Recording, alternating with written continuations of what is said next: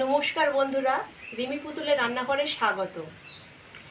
প্রচণ্ড গরমের পরে একটু বৃষ্টি পড়েছে, ঠান্ডা ঠান্ডা আবহাওয়া। এখন মনে হচ্ছে তেলে ভাজা খাই। তাই এই সিজনটা যেহেতু আমের সিজন, তাহলে আমেরই একটা তেলে ভাজার রেসিপি বানাই।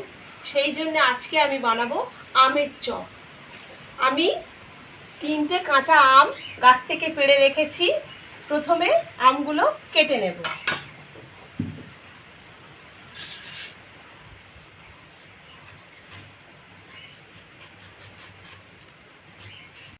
আমগুলো ছাড়িয়ে ধুয়ে নিয়েছি। এবার একটা গ্রেটার দিয়ে এইভাবে সব আমগুলো গ্রেট করে নেব।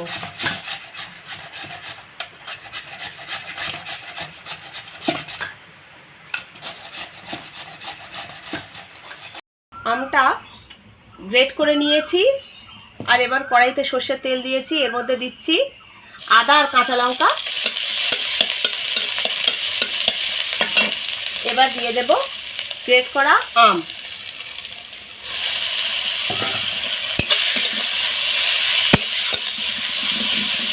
এবার এর মধ্যে কিছু মশলা অ্যাড করব। দিয়ে দেব হলুদের গুঁড়ো, দিয়ে দেব জিরের গুঁড়ো, দিয়ে দেব ধনের গুঁড়ো, আর দিয়ে দেব চিলি ফ্লেক্স। এটা আমি শুকনো খোলায় 2-3টে লঙ্কা ভেজে হাত দিয়ে একটুখানি ভেঙে রেখেছি। আর এর মধ্যে দিয়ে দেব মৌরি গুঁড়ো। মৌরিটা আমি শুকনো খোলায় ভেজে একটুখানি গুঁড়ো করে রেখেছিলাম।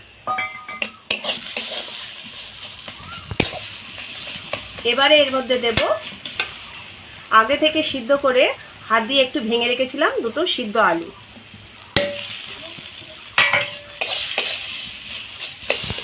এবার এর মধ্যে দেব স্বাদ মতো নুন, আর দিয়ে দেব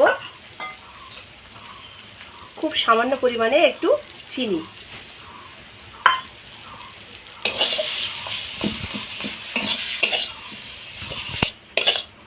চপের মণ্ডটা রেডি হয়ে গেছে। এটাকে নামিয়ে ঠান্ডা করে নেব।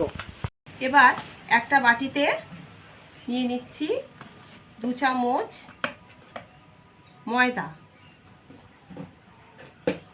আর নিয়ে নিচ্ছি 1 চামচ কর্নফ্লাওয়ার। 1 চামচের একটু বেশি নিলাম। এর মধ্যে দিয়ে দেব খুব সামান্য পরিমাণে নুন।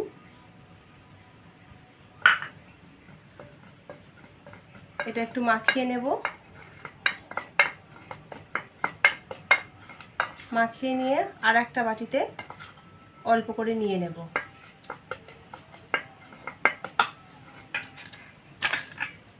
এবার এই বাটিটায় এইভাবে শুকনো অবস্থায় রাখছি, আর এই বাটিটায় একটু জল দিয়ে ব্যাটার বানিয়ে নেব।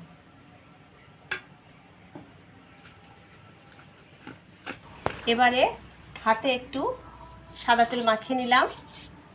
নিয়ে এই মণ্ড থেকে অল্প অল্প করে কেটে নিচ্ছি। নিয়ে প্রথমে একটু লম্বা টাইপের করে নিলাম।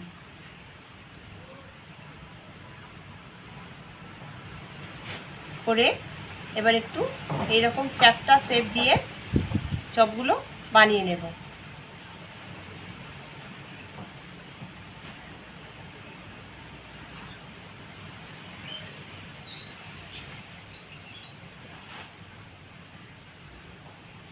এভাবে বানিয়ে নিলাম।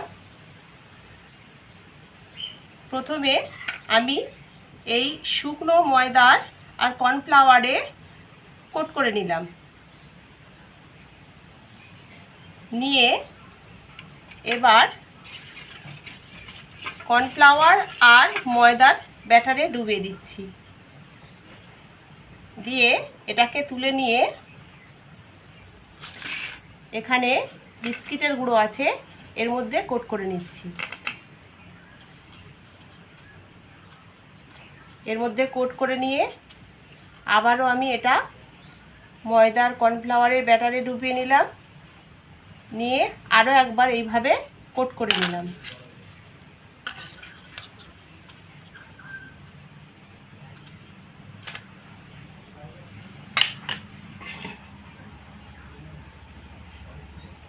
এইভাবে আমি সমস্ত চপগুলো বানিয়ে নেব। সব চপগুলো বানিয়ে নিয়েছি। আর এদিকে আমি কড়াইতে চপ ভাজার জন্য সাদা তেল গরম করতে দিয়েছিলাম। তেলটা গরম হয়ে গেছে, এবার চপগুলো ভেজে নেব।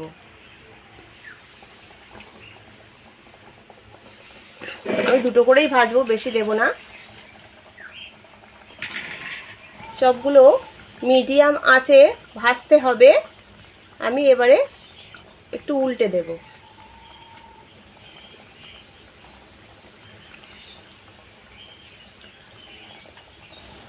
বন্ধুরা, প্রথম ব্যাচের চপগুলো এপিট ওপিট করে খুব ভালোভাবে ভেজে নিয়েছি।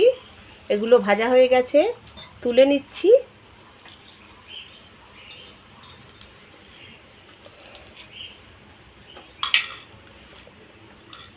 আবার দুটো দিয়ে দিচ্ছি। আর এই একই রকমভাবে সব চপগুলো ভেজে নেব। তৈরি হয়ে গেছে আমের চপ। ভিডিওটি পুরো দেখার অনুরোধ রইল। আর চ্যানেলটিকে সাবস্ক্রাইব করে আমার পাশে থাকবেন। আজকের মতো এখানেই শেষ করছি। ভালো থাকবেন, ধন্যবাদ।